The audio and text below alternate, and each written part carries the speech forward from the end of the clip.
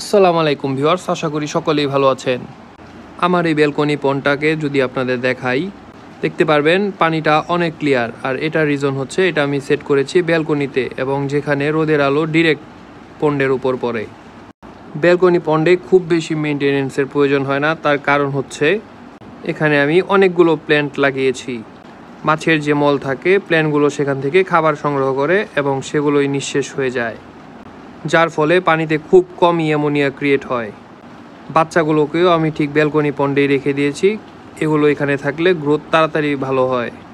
বড় মাছের সাথে বাচ্চাগুলো থাকলে এগুলো বেশি ছোটাছুটি করে এবং বাচ্চাগুলো খুব তাড়াতাড়ি বড় হয়ে যায়। যেহেতু খুব বেশি মেনটেনেন্সের প্রয়োজন হয় না, তাই আপনারা সহজেই ব্যালকনি পন্ডে অনেক মাছ একসাথে রাখতে পারেন।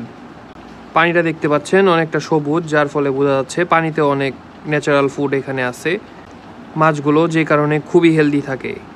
ভিডিওর এই পর্যন্ত চলে আসলে অবশ্যই আমার চ্যানেলটি সাবস্ক্রাইব করবেন। ধন্যবাদ সবাইকে। আমার ইউটিউব চ্যানেলে ব্যালকনি পন্ড ক্রিয়েট করার একটা টোটাল টিউটোরিয়াল ভিডিও আছে, অবশ্যই দেখে নেবেন। আসসালামু আলাইকুম।